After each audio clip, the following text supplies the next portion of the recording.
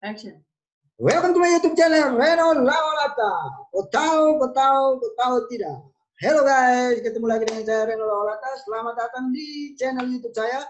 Kali ini saya akan ada dengan beberapa teman yang akan mendiskusikan tentang permasalahan mereka di leasing atau dengan debt collector. Biar manusia-manusia di jalan sana tidak salah lagi kaprah tentang seorang debt collector. Terima kasih guys. Jangan kemana-mana, saya akan undang mereka.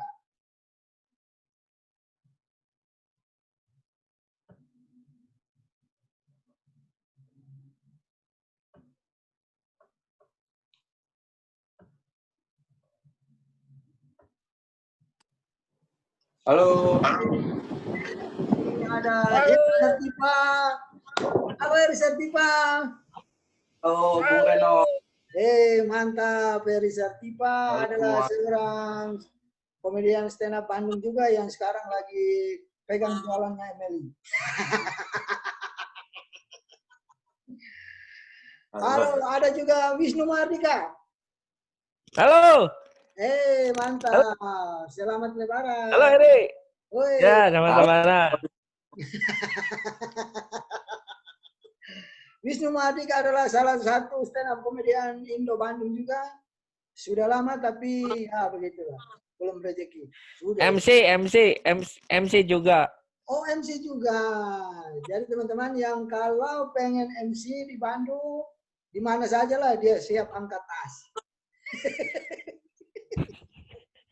Ngojek juga, ngojek. Ojek juga. Oke, setelah Wisnu ada juga ini. Andre Sebastian. Halo, Andre Sebastian. Halo, Bung. Wih, Siap. Lagi di mana nih, Bung? Kenapa ada di luar? Lagi di jalan mau pulang, Bung. Di daerah mana? Setia menunggu Bung Renal. Ada di daerah mana? Di Ambon apa di mana nih? Di daerah Jakarta, Bung. Di Jakarta juga. Siap. Oke, mantap. Hati-hati di jalan. Ya, mungkin ada keperluan yang memang harus diselesaikan, makanya terpaksa harus keluar rumah. Oke teman-teman, saya sengaja mengundang teman-teman di live Zoom ini. Saya memberikan kesempatan buat teman-teman yang ingin bertanya tentang permasalahan leasing atau debt collector, bisa langsung ditanya di sini. Siapa tahu saya bisa menjawab, dan saya yakin saya bisa menjawab. Tapi menjawabnya dari pengalaman saya ya, pengalaman saya, kacamata saya gitu. Saya tidak akan menjawab memakai kacamata hukum karena saya bukan orang hukum.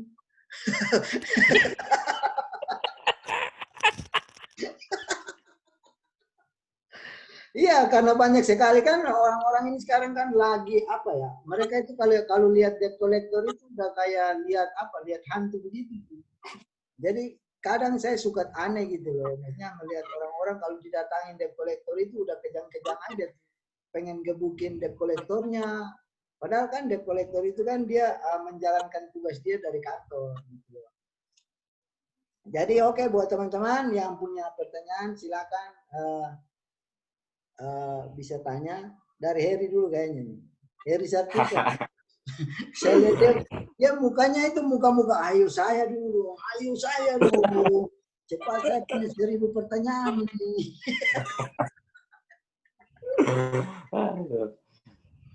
Oke, ya, mungkin dari saya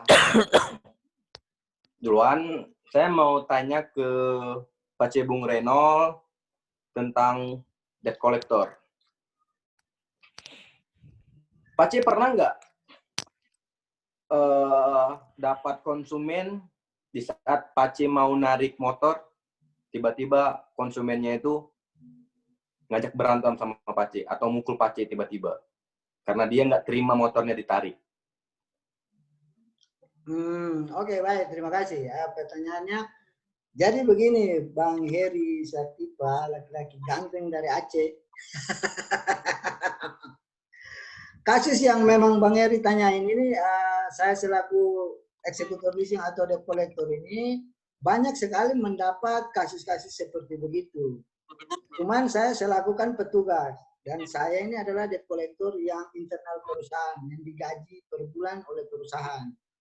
Jadi ketika mendapat hal-hal yang kayak begitu, saya berusaha untuk tidak terpancing dengan hal-hal yang kayak begitu. Kadang konsumen itu suka memancing, gitu loh. Mungkin dia tidak sengaja atau gimana, tapi dari kita petugasnya jangan sampai terbawa arus dengan kemarahannya dia, gitu loh. Karena kalau misalnya kita ladenin secara kasar juga, berarti kita kenal pidana juga, kita pasti dilaporin gitu kan. Jatuh-jatuhnya kriminal. Begitu. Saya pernah sih dapat yang kayak begitu. Cuma sayanya memposisikan ya saya harus ingat tahu diri bahwa saya punya tanggung jawab kepada perusahaan dan keluarga saya juga. Jadi ya gimana caranya supaya saya bisa aman di situ lah. Makanya tidak terpancing dengan dia punya pancingan-pancingan yang kayak gitu. Begitu mungkin kira-kira. Oh, dan mungkin juga ada beberapa orang awam mungkin nggak tahu tentang debt collector. Kadang kan mereka tuh di saat motornya tuh udah jatuh tempo. Misalnya pertama tuh sudah dikasih pemberitahuan kalau dia tuh udah telat 3 bulan belum bayar. Dan kedua, di bulan keempat dia masih belum bayar, jadi si debt collector ini ngasih tahu lagi ke si konsumennya untuk bayar. Nah, tetapi si konsumen ini masih ngelawan dia. Dia sebenarnya kan itu nggak tahu ya, apa benar sih kalau debt collector itu sebenarnya ngejar target atau dibayar tiap ada penarikan motor. Nah, kalau untuk debt collector begini, kalau yang untuk kasus 1 bulan, 2 bulan, 3 bulan itu, maksudnya debt collector itu kan orang berpikir bahwa cuma mata elang yang di jalan itu ya. Nah, sebenarnya kan ada debt collector yang internal perusahaan, ya kayak saya begini nih, internal perusahaan. Jadi kalau internal perusahaan itu dia mempunyai target. Per bulannya itu target misalnya berapa puluh juta gitu harus masuk gitu. Jadi memang ditarget. Beda cerita kalau kasus sudah dilimpahkan ke jalan. Kalau yang di jalan itu kasar-kasarnya bilang ada barang ada duit. Gitu. Kalau internal perusahaan tidak bisa seperti itu karena dia dikasih target sama perusahaan. Jadi kalau misalnya dia tidak masuk target, misalnya tidak masuk target selama 3 bulan, itu langsung di SP. Sama Oh, debt collector SP ya? Iya, kenal SP. Oh, saya pikir itu debt collectornya itu dapat pemasukannya tuh di saat penarikan motor aja. Tidak, kalau dari internal perusahaan itu memang target. Jadi gajinya pokok ada, terus kalau misalnya dia masuk target berarti bonus, jatuh-jatuhnya bonus. Oh, gitu. Kalau untuk yang di jalan beda lagi. Yang di jalan itu kan karena mereka eksternal. Jadi mereka itu yang tadi saya bilang ada ibarat ada kata yang ada barang ada duit. Ada motor tinggal bawa ke perusahaan kayak gitu. Gitu sih. Oh, jadi ya seperti itu buat konsumen-konsumen bisa saling menghargai lah. Soalnya debt collector juga dia kerja, jadi dia tarikan itu karena dia ngejar target. Kalau misalnya dia targetnya tidak tercapai, mungkin si debt collector ini kena SP. Mungkin ada beberapa orang kan nggak tahu, dipikir debt collector itu narik kendaraan di saat ada kendaraan doang. Jadi dipikir nggak ada kerja target gitu. Ada. Kalau untuk internal perusahaan ada target. Kalau ya beda yang tadi saya bilang kalau di jalan mata elang itu memang mereka nggak ada target. Artinya ya itu ada barang ada duit. Kayak gitu. Oke, masih ada lagi? Mungkin sudah boleh dilempar ke yang lain pertanyaan. Oke. Sekarang Terima kasih Pak Cibu. Siap, Pak Heri. Sekarang pura-pura tidak lihat lagi. Itu HP-nya yang ditidurin, bukan kau yang tidur.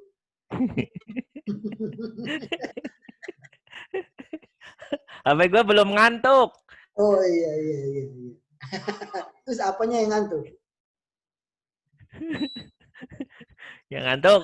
Nggak ada. Yo, lanjut. Ayo, pertanyaan apa Padahal lagi? udah nungguin tadi. Kenapa? Pertanyaan apa? Pertanyaan. Oh iya, saya pertanyaannya dasaran dulu ya, karena saya kan masih awam dengan debt collector.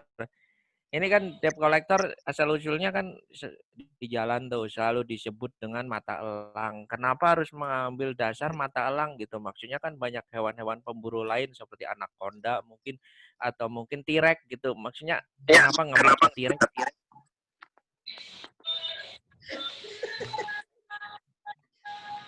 Kenapa ambil binatang mata? Kok nak ambil Iya. nama mata elangnya? Iya, heeh. Kenapa gitu harus elang gitu? Kenapa nggak dinosaurus atau macan atau T-Rex gitu? Maksudnya kan itu pemburu juga. Iya. Kenapa bisa ambil mata elang? Karena mata elang pertama nih, matanya bagus untuk lihat plat nomor kendaraan, ya kan? Kedua, dia Ya. bisa terbang cepat, ya kan? Eh, Tapi kalau misalnya ya. ambil dinosaurus atau T-Rex kan kebesaran, jadinya macet nanti di jalan. Oh iya benar juga. Benar ya, jadi kayak si Komo gitu ya. Oh iya benar-benar sekali ya sih. Oh ya gitu ya Bung ya. Berarti emang dari dasarnya karena mata elang bagus ya untuk lihat plat nomor ya. Ya, plat nomor, terus dia cepat, kejarnya juga cepat. Gitu. Tapi kalau Terus dinosaurus, T-Rex, jadinya macet, kebesaran dia. bagus jawaban yang sangat masuk akal juga ya. Iya benar juga. Terus ini Bung, kan debt collector itu kerjaannya narik motor ya. Terus menurut saya pribadi gitu sebagai seorang yang awam debt collector, menurut saya debt collector itu nggak konsisten gitu. Katanya narik motor, kenapa motornya dinaikin sama dia nggak ditarik, tapi malah pakai gas gitu. Iya. Iya. Cukup menghibur apa live show malam ini. Maksudnya ada satu yang menanyakan memang serius, yang satu di atas ini memang jiwanya dari lahir komedi. Jadi orang lahir itu lahir biasa saja, dia lahir kecolok sama itu apa ali-alinya di matanya. Langsung lucu dia. Nah, kalau ditanya beneran ini Nah, malah iya. jadi. Masalahnya begini, ini sebenarnya bukan ditarik ya, tapi diambil untuk dititipin ke kantor. Diambil. Cuma bahasanya ya Oh. kayak disederhanakan begitu. Kadang orang itu suka salah paham dengan bahasa itu. Maksudnya itu tidak ditarik, tapi dibawa ke kantor, dititipin. Nah, kalau mau urusan lagi, kau harus jadi bahasa tarik dan ngambil untuk dititipin ke kantor itu kan beda. Tarik itu orang berpikir bahwa ya udah tarik motor saya nggak bisa dapat lagi. Padahal itu sebenarnya bukan ditarik, tapi diambil, dititipin ke kantor. Jadi kalau mau penyelesaian silakan datang ke kantor. Kalau ditarik itu call berapa sih biasanya? Call 3, call 4 atau gimana? Atau kalau call 3 masih bisa buka blokiran gitu, buka blokirannya atau gimana? Iya, kalau bagian Kalau udah penarikan nggak bisa diambil.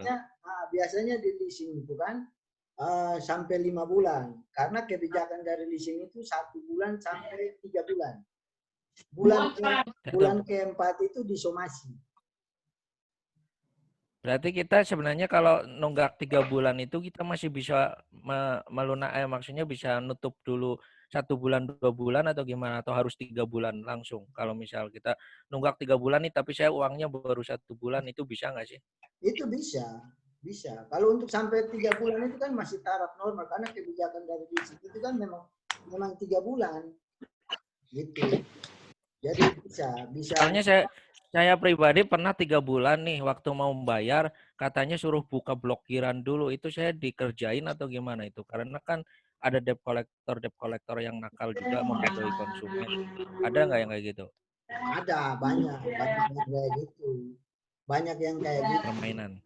Ya, kayak 3 bulan itu kan 3 bisa bayar 2 atau 1 gitu. Masih bisa. Karena memang kebijakan leasing itu kalau di kantor saya ya pasti 3 bulan. Cuma kan kalau leasing lain itu biasanya 2 bulan udah pasti ditelepon, diingatin gitu. tapi bukan untuk ditarik. Ya. Landscape gini kan ya? Diingatin. Diingatin. Oh, iya. Oke. Ya, ngerti. Oke. Masih ada lagi? Saya, Bung. Oke, siap. Andre, HP-nya ditidurin, jangan kau yang tidur kayak Wisnu lagi. Begini, Bung. Enggak, nutup. Barunya ini kan. Kasih begini loh. Kasih gini. Begini. Ya. Nah, itu. Memang frame-nya gini ya? Enggak, rotasinya harus di ini dulu baru bisa. Saya mau bertanya, Bung. Jangan dikunci rotasi. Dihidupin rotasinya.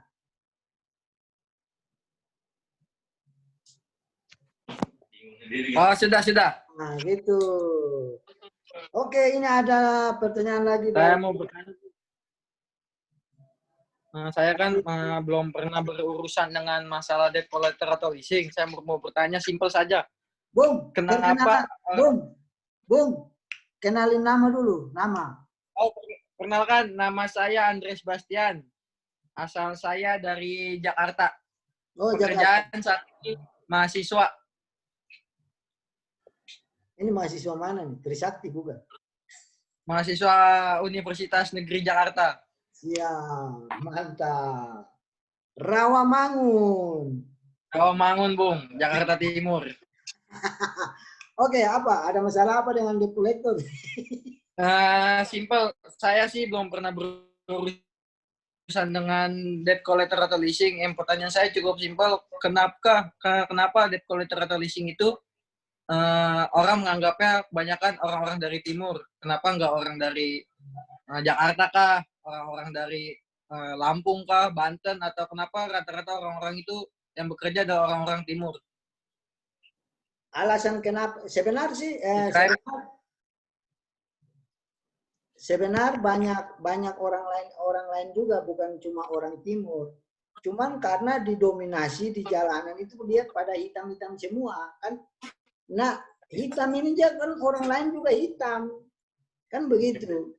Sama dengan kayak gini yang kemarin saya pernah bilang ke Heri itu bahwa ketika debt collector datang ke rumah orang, misalnya itu dia bukan debt collector, tapi dia hitam, dia pakai jaket kulit, itu pasti dianggap debt collector. Padahal orang mau bawa apa, maksudnya gojek apa kan tidak tahu juga. Kayak begitu. Jadi kadang ya orang lihat orang hitam, ya udah itu orang timur semua. Tidak ada orang lain tuh. Michael Jackson kalau hitam juga pasti dibilang orang timur.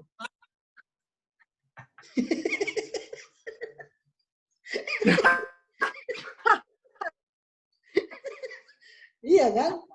Padahal kan sebenarnya ada dari daerah lain juga.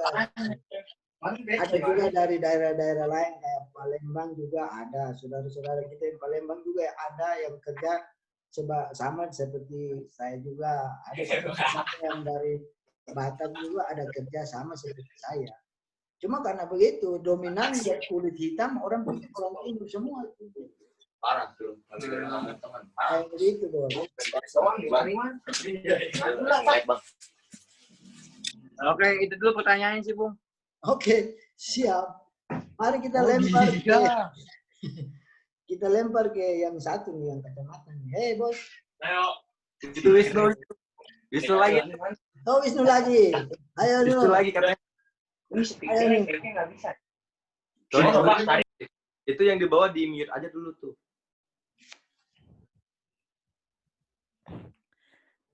Halo. Halo. Ya, nama saya Wisnu, Bung. Saya mahasiswa. Ya. Kenapa kenalan lagi nu? Oh, enggak. Oke.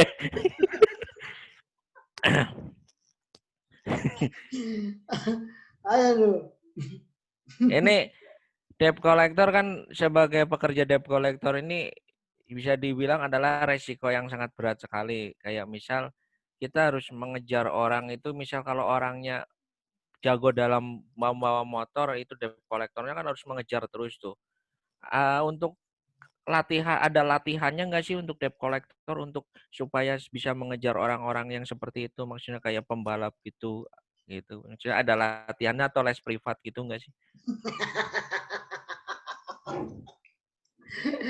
Itu itu tidak ada latihannya, itu cuma tergantung apa ya, pokoknya situasi dan kondisi yang di jalan yang memangnya ya, namanya orang begini, misalnya dia melakukan sesuatu yang memangnya apa ya, terus didesakin sama orang lain yang tadinya dia lari itu, walaupun tembok tinggi pasti dia bisa lompat, padahal itu kan juga tidak ada les privatnya untuk lompat tembok tinggi begitu kan.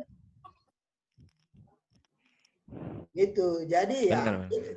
tergantung situasi. Kalau memang dia berpikir bahwa inilah mata pencarian saya harus kejar.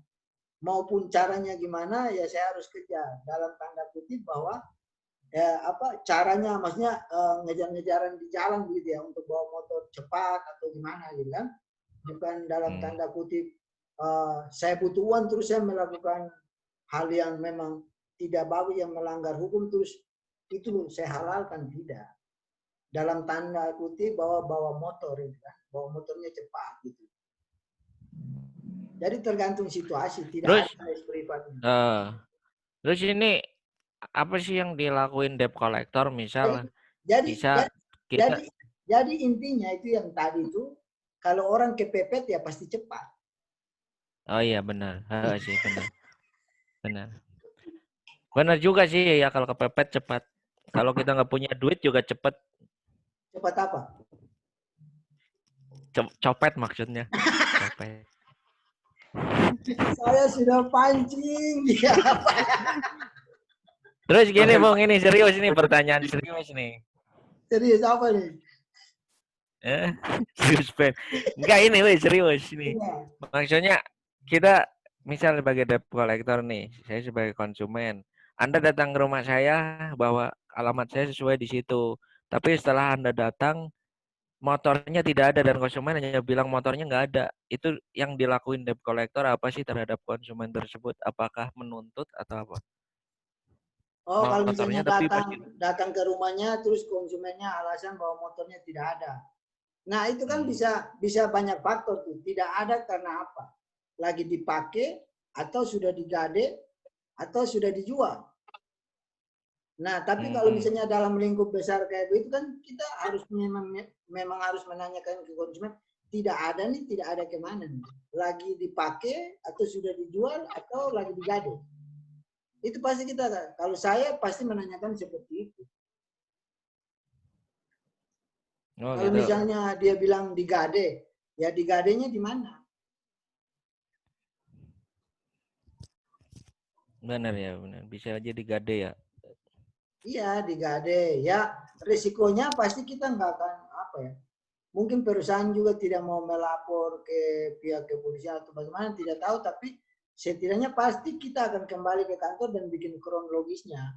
Setidaknya konsumen bilang digade, ya udah kita tinggal tulis di kronologisnya itu di motor sudah digade. Nah, yang begitu-begitu nanti akan terlimpahan ke pihak eksternal yang namanya mata elang itu. Jadi udah nunggu di jalan.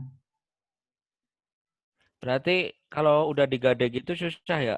Harus ke Bali dulu ya? Kayak apa? Kalau digade gitu susah ya? Berarti kita harus ngejar ke Bali ya? Apa tuh, gue bingung. Iya, maksudnya kalau udah digade kita harus ke Bali dulu ya? Oh, igade. Igade maksudnya. Igade. Digade Wisnu, bukan igade. Lanjut ke yang lain. Lanjut, udah cukup ya. Pertanyaannya udah ngerti. Si Eri udah ada siap-siap pertanyaan tuh. Di bawah banyak pertanyaan tuh. Sabar, Andre ada nggak? Harry dulu Bung, Bung. Oh, Harry lagi, Harry. Oke. Setidaknya Harry dengan Wisnu, dengan saya dapat teman baru. Kalau kita bertiga ini kan memang satu komunitas.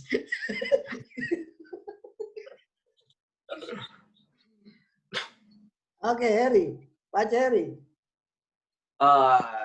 Ini Pak C, kan di saat udah jatuh tempo penarikan motor, udah berapa kali dikasih tahu dan masih belum bayar. Akhirnya si pihak leasing ini atau debt collector ngambil narik motornya. Tapi sebelum ngambil narik motornya itu si konsumennya ngejual atau ditukar dulu tuh kayak mesin motor, knalpot motor. Nah, jadi kan si pihak debt collector ini nggak tahu asalnya. Itu sebenarnya bisa kena tindak pidana nggak sih? Sebenarnya kalau misalnya leasing mau melakukan tindak pidana ya bisa saja. Tapi leasing juga kan harus punya bukti toh bahwa dia, dan itu memang urusannya terlalu panjang sih menurut saya sih. Intinya kendaraan itu nomor motor, nomor mesin terdaftar masih ada, terdaftar, ya udah itu pasti yang diutamakan gitu. Masalah kau ganti ini ganti itu kan ya memang udah banyak kejadian. Cuma kalau untuk sampai leasing lapor ke kepolisian, kayaknya rasanya belum pernah ada sih. Belum pernah ada kejadian kayak gitu sih. Yang jelas dia masih lihat bahwa itu nomor mesinnya pas sesuai dengan surat-surat kendaraan, nomor rangkanya pas ya. Enggak. Gitu. Oh. Enggak. Saya belum dengar sih, belum ada kejadian kayak gitu. Maksudnya tukar kaca spion terus leasingnya lapor ke polisi, tidak sih. Belum ada. Cuma palingan ya itu kalau misalnya kita tarik motor, nah di situ ada nama surat BSTK. Jadi itu surat itu tuh nanti akan dikasih ke konsumen. Jadi kita akan checklist barang-barang apa saja yang ada di motor. Jadi ketika nanti konsumen itu dia datang ke kantor untuk tebus motornya, dia bisa lihat misalnya ada kekurangan kaca spion, dia akan menanyakan ke pihak itu, kenapa kaca spion saya hilang atau kenapa kaca spion saya ganti, kayak gitu. Itu ada di surat itu, surat penarikan itu ada. Begitu deh. Misalnya nih, si konsumen ini dia tuh tinggal di Jakarta, dia minjam duit sekian, gadai motor. Nah, tiba-tiba motornya itu dijual tuh ke daerah pelosok ataupun ke beda pulau, misalnya Aceh nih. Itu bisa diketahuan atau enggak sih sama tim mata elang itu? Ya kalau mata elang ada di sana ya pasti ketahuan karena sistem mata elang itu dia ngambil data-data plat nomor itu all Indonesia, semua leasing gitu. Jadi dia bisa tahu misalnya FF mana atau Adira mana atau di Credit Place mana, di kantor saya mana gitu. Jadi all itu datanya masuk mereka pegang. Jadi maupun kendaraan ada di manapun itu pasti kedeteksi sama mereka. Sorry saya potong. Nah, misalkan si konsumen yang pertama ini, dia sisa utangnya itu 2 juta lagi. Nah, terus kan dia udah jatuh tempo berapa kali nggak bayar, akhirnya motornya itu dijual tanpa BPKB. Dijual misalnya ke Pulau Sumatera misalnya. Otomatis kan di saat debt collector atau orang leasing lagi tuh nyamperin si konsumen, di saat mau narik motor, kan motornya udah nggak ada tuh. Jadi si konsumen ini udah nggak mau bayar lagi. Itu jatuhnya gimana? Motornya bakal ditarik kah? Bakal dicari atau tetap nuntut si konsumen untuk bayar? Ya setidaknya kalau misalnya konsumen sudah memang, saya tidak mau bayar. Lah, yang tadi kan saya bilang, jangan sampai kita kepancing emosi. Motornya itu pasti tetap dicari. Kalau misalnya ada, tetap dipakai, satu saat pasti akan ketemu sama anak-anak mata elang. Gitu. Jadi ya kita mau maksain orang dengan cara bagaimana. Misalnya kalau dia bilang tidak ada uang, motor juga tidak ada, mau gimana? Kan tidak mungkin kita harus berbuat kasar kepada konsumen kan?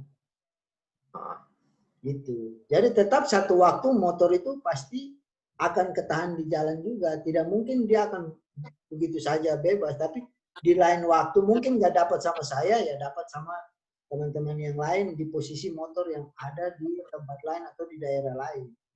Seperti begitu. Nah, misalnya kan ini contohnya si Wisnu, saya beli motor Kenapa di saya Wisnu. contohnya? Ya udah. Misal si Agustiawan minjam motor. Sama aja.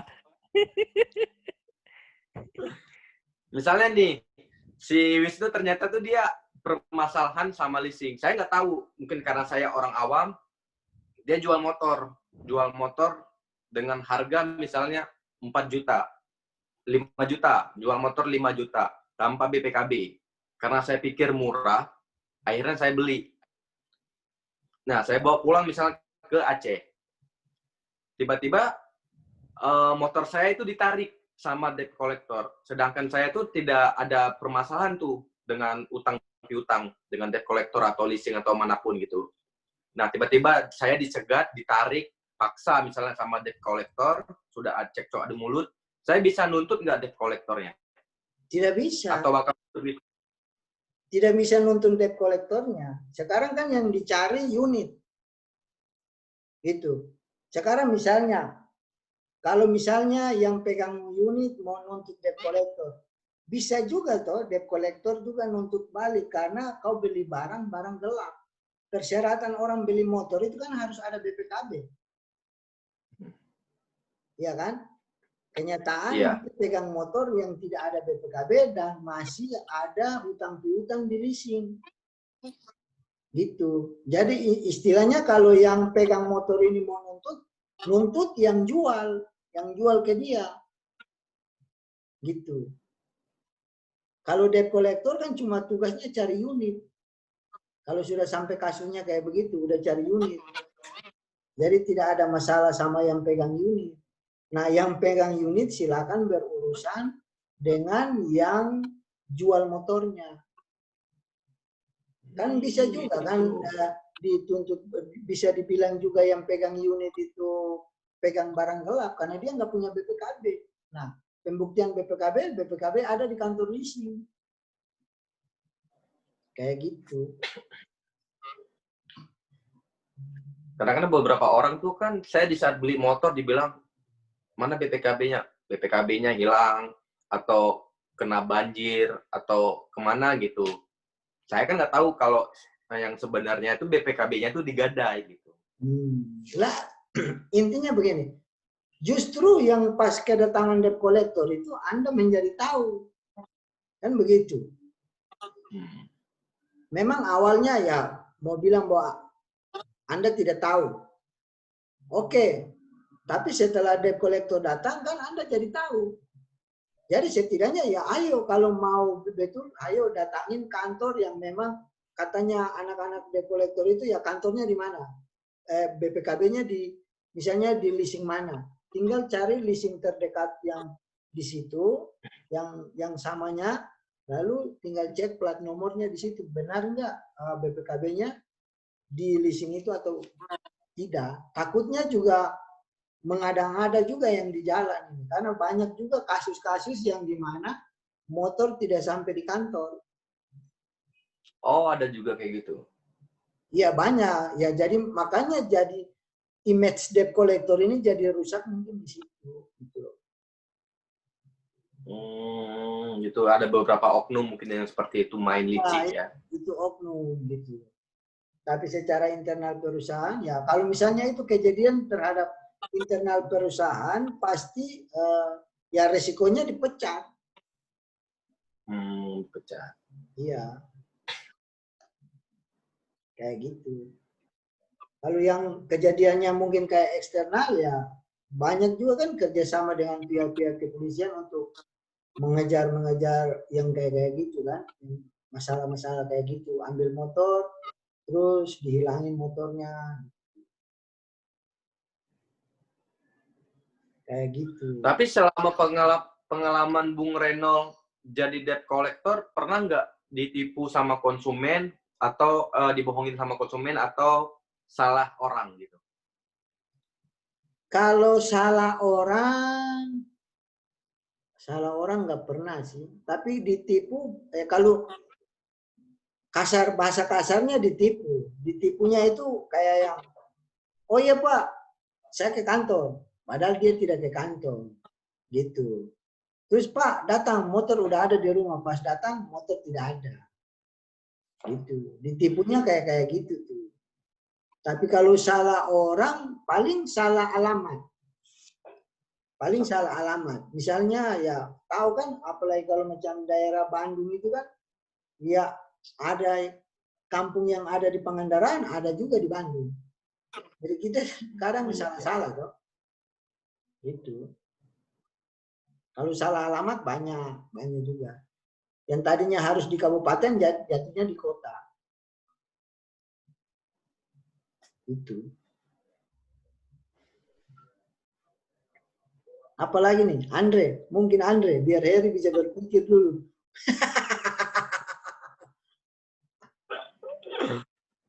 Mau nanya Bung, itu kalau misalnya motor kan udah ditarik, seandainya motor saya udah ditarik, itu larinya kemana Bung, motor itu? Ke kantor. Pas, jadi misalnya udah ditarik, mungkinkah motor itu bisa dilelang? Kalau selama konsumen tidak penyelesaian, pasti masuknya ke lelang. Nah, kan saya juga sering ngeliat di medsos gitu, Nah, Facebook, Instagram, lain-lain. Motor, ada motor sampai PKB-nya dijual murah. Kadang kan ada yang jual-jual gitu di medsos. Kita kan nggak tahu ini motornya apa lah, nggak ngerti. Itu dengan harga murah kita bisa ngambil atau enggak, Bung? selama motor itu masih ada dijual barang BPKB-nya, tidak apa-apa. Ambil saja. Gitu. Ya kan kadang kita suka tergiur, motor ini misalnya tarikan leasingan jadi murah gitu kan. Kita kan kayak tergiur gitu kan buat beli motor itu. Tiba-tiba nanti setelah kita beli di pertengahan atau di ujung-ujungnya malah jadi permasalahan. Gimana itu, Bu? Intinya begini, persyaratan orang beli motor itu harus ada BPKB. Kalau misalnya dia jual motor dengan BPKB, ya tidak masalah. Berarti dia tidak ada masalah dengan leasing. Tapi kalau dia jual motornya tanpa BPKB, berarti harus patut diselidiki. BPKB-nya ada di mana nih? Kayak gitu. Gitu aja sih, Bung. Oke. Apalagi Heri? Wisnu kemana nih? Hah? Bisa nggak ada? Nggak ada. Kenapa dia keluar? Jaringan mungkin. Oke. Heri apa lagi? Debt collector punya dasar hukum nggak sih, Bung? Maksudnya dasar hukum bagaimana nih? Dasar hukum kayak mau ngambil motor orang gitu kan, biasa ada hukumnya gitu kan. Pokoknya ada dasar hukumnya sebagai debt collector gitu. Ya kalau internal pasti ada, karena kan setiap motor yang digade atau apa itu kan BPKB-nya digade kan ada disertai, pasti leasing akan daftar ke fidusia, ada surat fidusia. Itu surat fidusia itu yang menjamin kayak saya begitu ngambil motor gitu, untuk menarik motor konsumen. Gitu. Ada fidusianya. Nah, fidusia itu yang mewakili. Kayak gitu. Siap. Ayo, Heri, masih ada? Mungkin Bung Renol pernah diteriakin maling di saat penarikan. Pernah. Pernah digebukin sama warga gitu. Iya, karena kan ya saya awalnya kan dulu kan kerjanya di Jakarta. Nah, pindah ke Bandung. Apa rata-rata orang di Bandung itu kan iramanya tidak boleh sekeras orang Jakarta. Jadi saya waktu itu saya masih pakai iramanya Jakarta yang nyeng. Nah, itu kan di Bandung tidak bisa. Di Bandung tidak bisa. Jadi saya baru ngomong di dalam, baru ngomong 2 menit, orang udah keluar semua. Orang udah keluar keliling rumah yang tadinya saya tagih. Gitu. Terus diteriakin maling-maling kayak gitu ya. Lah, maksudnya ya kalau misalnya saya lari, berarti memang saya dianggap maling beneran kan? Iya, tapi saya memposisikan duduk tetap di dalam rumah. Jadi kalau kau mau bilang maling apa ya? Misalnya orang sudah datang masih ada duduk dalam rumah. Kan begitu. Iya, benar. harus punya banyak trik sih sebenarnya. Dalam dunia tagihan itu banyak sandiwaranya. Nah, mungkin juga ada beberapa oknum bisa dibilang seperti penipuan. Misal saya tuh nggak pernah ada masalah sama leasing, atau ada dulu saya pinjam duit sama leasing dari BPKB dan saya udah lunas semua, udah nggak ada masalah. 2 bulan kemudian tiba-tiba tuh datang debt collector mencoba narik motor saya.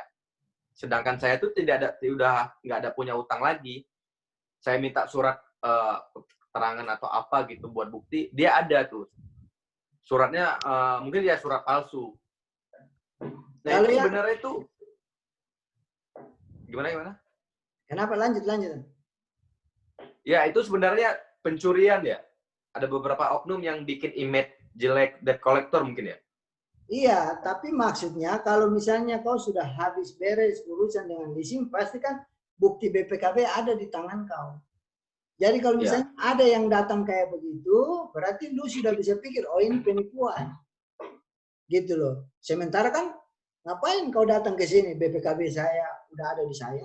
Tinggal tunjukin bukti aja. Nah, ini BPKB saya. Kalau tidak, ya udah tinggal arahkan dia kan misalnya ke mana, ada pihak hukum yang terdekat di situ, ya udah. Karena niatnya mau menipu.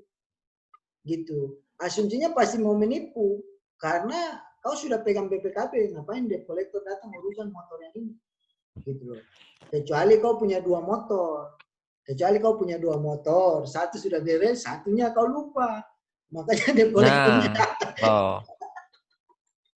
Iya, mungkin kan ada beberapa kan karena alasan misalnya lihat BPKB-nya, kalau misalnya ada BPKB-nya ada di rumah. Ya udah, motornya kita tarik dulu, nanti bawa BPKB-nya ke kantor. Oh, itu langsung Itu gimana? itu langsung bawa ke kantor polisi. Kalau misalnya BPKB sudah ada di rumah, orang tahan di jalan, ya udah tinggal, ya udah mari ikut saya ke polisi lah. Gitu. Itu wajar diteriakin maling, tidak apa-apa. Karena memang sudah ada BPKB di tangan kau. Gitu loh. Wajar diteriakin maling karena memang udah jelas kan BPKB udah ada di saya. Kenapa kau nahan motor saya? Tapi kebanyakan begini, ada kesalahan data. Ada kesalahan data. Yang tadinya orang sudah lunas, di datanya itu masih ada nunggak. Gitu. Kadang ya, jadi orang yang kalau misalnya ditahan di jalan terus kalau dia mau bersabar untuk ngomong baik-baik, tidak masalah. Takutnya orang yang memang sudah pegang BPKB, pas ditahan di jalan, mungkin dia sakit hati dengan teriakin maling. Kalau padahal itu bisa ngomong maksudnya ngomong baik-baik. Lalu misalnya, oh BPKB saya sudah ada di rumah. Nah, oh di data saya ini masih utang Pak. Silakan kau telepon kau ke kantor. Begitu. Ada memang kesalahan data juga. Maksudnya data tidak diperbarui. Kadang kayak begitu. Masih pakai data yang lama. Wisnu katanya tahu datanya data apa itu? Nah, Wisnu tahu kan? Data seluler. Data apa? Seluler. Itu mau buat paketan. Si Andre ngambek.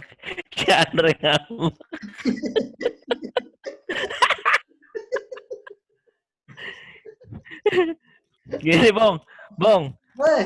Saya kan tadi nggak tahu ditanyain Heri belum. Kalau debt collector itu kan biasanya bawa surat tugas ya, atau gimana sih kita saat mau narik motor itu ada sebuah surat tugas yang ditunjukin untuk bahwa kita dari sebuah perusahaan ini, dari leasing ini gitu nggak sih? Dan kalau ada bentuknya kayak apa sih biasanya? Ada capnya atau gimana?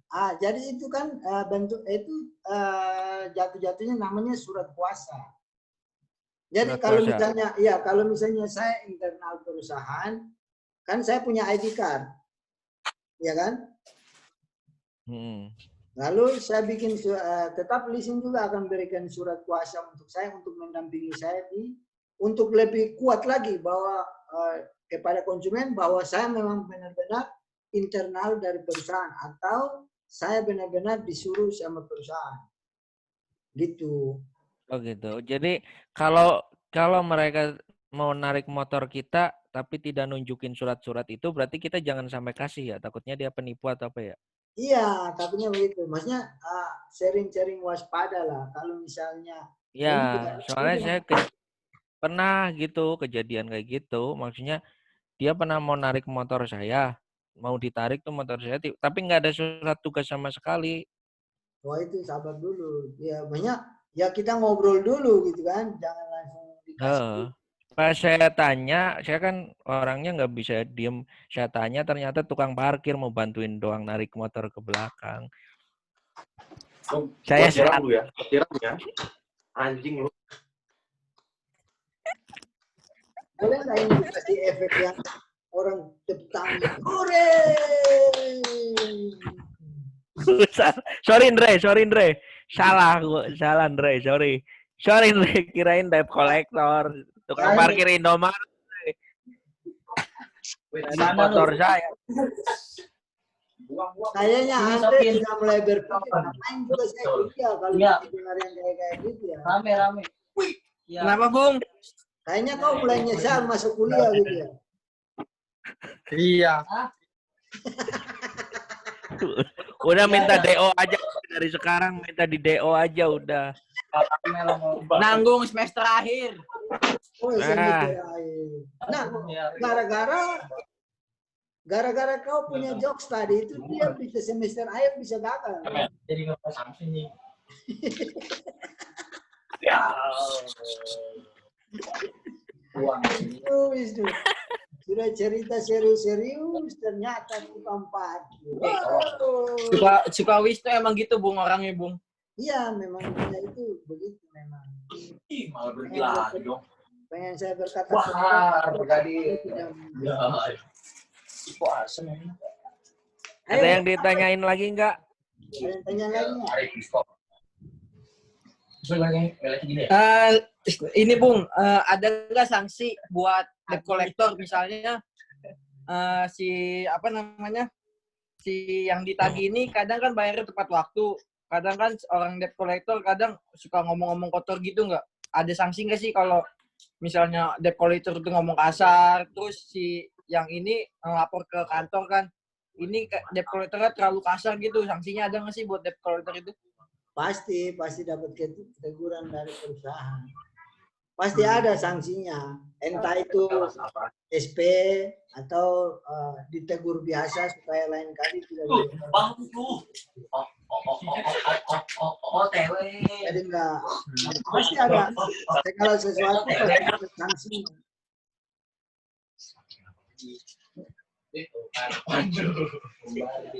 Tapi aku Oke, tinggal 5 menit lagi ya. Heri, 5 menit lagi, Cek. Bung Renal pernah nggak? Sabar. Atau Tapi Anda tuh kayaknya saya lihat makan sariminya. aduh, gua malas dah. Udah lebaran. Apa tuh? Yang isinya bisa. Bung Renal pernah nggak narik konsumen itu ternyata dia itu aparat ataupun ormas? Banyak. Lebih berat mana? Berurusan dengan konsumen dengan orang biasa atau aparat atau ormas? Kalau aparat, kalau menurut saya kalau aparat itu lebih senang, lebih gampang. Karena memang ada prosedurnya yang memang kita langsung bisa ngobrol kan. Dan mereka juga kan tahu hukum ya. Jadi ya pasti kalau kita ngobrol ya lebih gampang sih.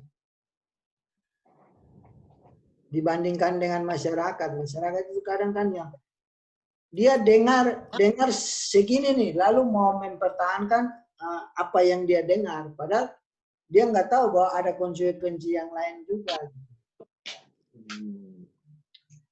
Jadi dia cuma tahu, misalnya tahu begini nih, tapi dia tetap mempertahankan bahwa pokoknya tidak bisa. Ini begini. Dia nggak mau lagi dengar penjelasan yang lain. Begitu. Tapi kalau kayak yang aparat begitu kan, ya mereka kan penegak hukum juga. Jadi kan kita ngobrol itu pasti enak gitu. Setidaknya ya kalau kita bilang, bos, inilah saya internal, saya punya gaji, saya punya ini, kalau misalnya tidak begini, tidak selesai, pasti saya di SP atau apa kan. Mereka juga kan pasti, oh iya, ya namanya tanggung jawab harus diberesin kan. Jatuh-jatuhnya kan begitu. Gitu. Jadi lebih gampang sih sama yang aparat-aparat, lebih gampang menurut saya. Atau Bung Nenol pernah dapat konsumen, ternyata konsumen itu kembar atau apa gitu? Oh, ada. Konsumen Oh, ada. Ipin Upin ada mari. Mana? Ada dong, saya dapat konsumen itu kembar dan saya datang itu tagih. Saya tagih itu yang tidak punya masalah. Pas saya datang itu ketemu dengan yang tidak punya, yang bukan atas nama. Jadi ketika saya tanya atas nama ini mana ya, gitu kan? Dia bilang atas nama ini lagi keluar rumah, lagi keluar kota. Nah, selang 2 hari saya balik. Saya tanya lagi, yang atas nama ini sudah ada atau belum? Dan kebetulan posisi itu ada ibu itu duduk sama tamu. Terus yang jawab saya ini, dia langsung bilang ke saya, "Oh Pak, yang bersangkutan masih di luar kota, belum pulang." Tapi dasar saya kan orangnya profesional. Saya nggak akan mundur, makanya saya nggak akan mundur sebelum saya berhasil gitu loh. Saya langsung pergi dari situ, tapi di dekat situ ada warung dan saya duduk di warung itu. Tiba-tiba tamu yang tadi duduk di rumah yang saya datangi itu keluar. Terus dia ketemu dengan saya, dia tanya, "Pak, mau ketemu dengan siapa?" Saya bilang mau ketemu dengan atas nama itu. Nah tadi yang ngomong dengan Bapak itu dia.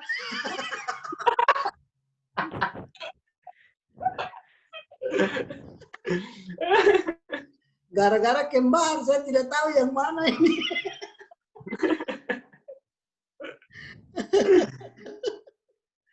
Aneh-aneh. Kan konsumen itu aneh-aneh. Manfaatkan situasi, mentang-mentang kembar. Kan? Kocak. Kembarnya kembar banget, mirip banget. Hah? Kembarnya mirip banget. Mirip banget. Kalau misalnya hari itu dia pakai baju yang sama, ya saya juga nggak tahu bahwa yang saya cari itu. Lihat tanda lahirnya, padahal biasanya ada di tai lalat, kalau nggak di itu. Tanda lahirnya di mana nih? Nyarinya di mana tanda lahir? Biasanya ada di pantat atau di mana itu suka ada. Ya masa konsumen dulu. Nah, dulu. Masa datang-datang begitu langsung angkat kain pintunya. Masa langsung angkat kain pintunya. Ya. Makanannya banyak. Parah bang, pasti bang. Tidak gitu juga dong. No. Tiba-tiba datang mau cari tanda lahirnya. Pak, orangnya lagi keluar kota. Mana Bu? Saya lihat tanda lahirnya. Nah, mana? Bodoh Sherry. Sherry, tolol. Ngaco aja. Tolol. Usul yang tidak benar Sherry asli. Harry ngacauin semua. Oke teman-teman, terima kasih banyak karena waktu kita memang sudah harus di-cut. Terima kasih banyak buat Heri, Wisnu, dan Andre Sebastian sudah hadir di Racom yang pertama kali saya ini. Semoga pandemi ini cepat berlalu dan kita bisa ketemu bersama. Sama siapa? Ini kalau mau Sama. foto gimana ya? Bung, di fallback dulu IG-nya dong, Bung. Kalian bos. Males, saya mah males. Saya nggak mau saya. Sombong lu, Mak, Wisnu. Heri, rapatin dong. Ayo Nu. Hah? Bikin muka jelek dong Wisnu. Jelek apa ganteng, Bung? Ya saya kan jelek, terserah kalian.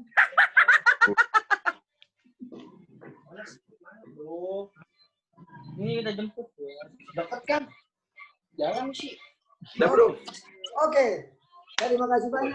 Heri Sartipa, Nu Mardika, dan Andre Sebastian. Sampai jumpa di som yang berikutnya. Kau tahu tidak?